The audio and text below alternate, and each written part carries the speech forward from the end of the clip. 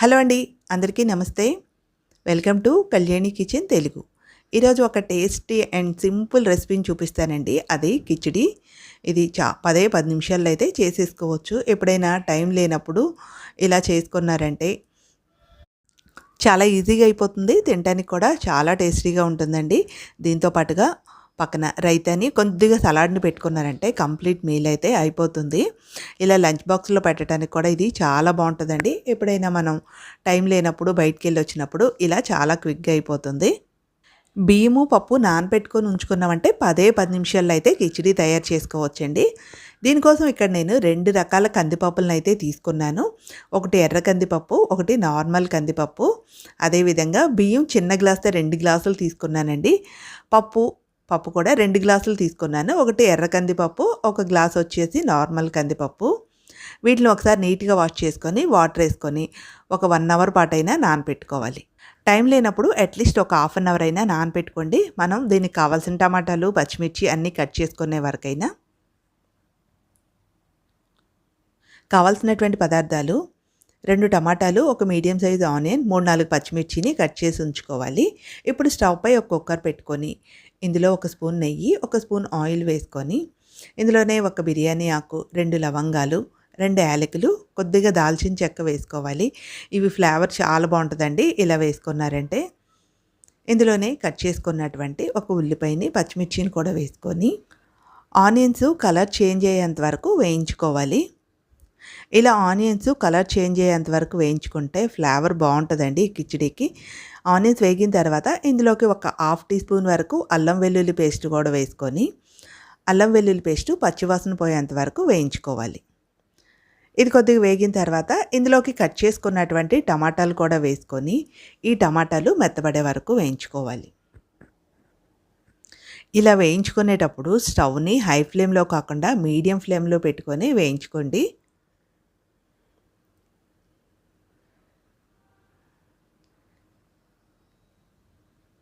ఇలా టమాటాలు కొంచెం మెత్తగా అయిన తర్వాత ఇందులోనే 1 గుప్పిడి వరకు పుదీనాను వేసుకోవాలి. ఈ పుదీనా వేసుకోవటం వల్ల ఫ్లేవర్ చాలా బాగుంటుందండి. ఇందులోకి 1 టీ స్పూన్ వరకు కారం కూడా వేసుకుంటున్నాను. కారం వద్దనుకున్న వాళ్ళు ఇంకా పచ్చిమిర్చి క్వాంటిటీని ఇంకా 2-3 పెంచుకుంటే సరిపోతుంది. ఇవన్నీ వేగిన తర్వాత నానబెట్టుకున్నటువంటి కందిపప్పు, బియ్యాన్ని ఒకదాని తర్వాత ఒకటి వేసుకోవాలి.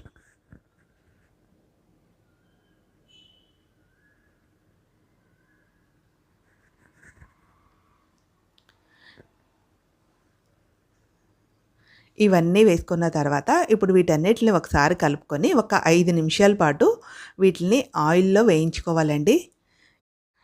పప్పు బియ్యంలో ఉన్నటువంటి చెమ్మంతా ఆరిపోయే వరకు ఒక 5 నిమిషాలు ఇలా వేయించుకోవాలి.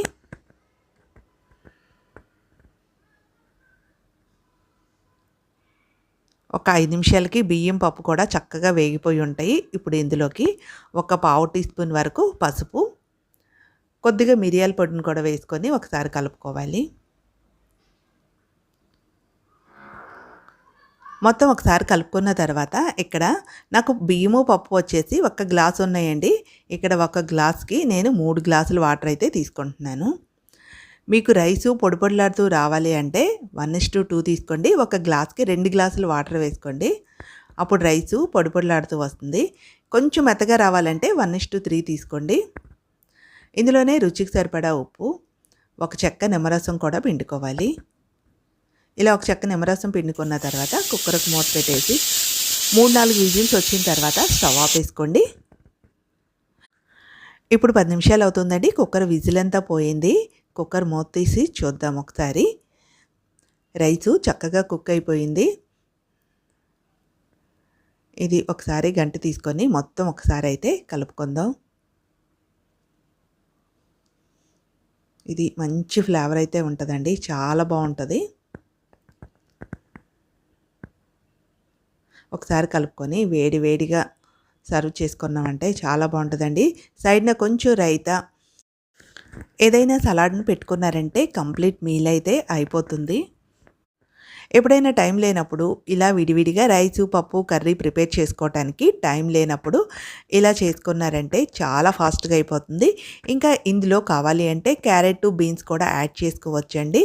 వన్ పాట్ మీల్‌లా అన్నీ కూడా కార్బ్స్, ప్రోటీన్, ఫైబర్ అన్నీ కూడా వచ్చేస్తాయి. ఇది తినడానికి కూడా చాలా బావుంటదండి. పిల్లలు కూడా చాలా ఇష్టంగా అయితే తింటారు. ఈ వీడియో నచ్చితే ఒక లైక్ చేయండి. ఇంకా ఇలాంటి మరిన్ని సింపుల్ అండ్ ఈజీ రెసిపీస్ కోసం ఫస్ట్ టైం ఎవరైతే ఛానల్ చూస్తున్నారో సబ్స్క్రైబ్ చేసుకోండి. ఇంకా మీ ఫ్రెండ్స్‌కి, ఫ్యామిలీ మెంబర్స్‌కి షేర్ చేయండి. Thank you for watching.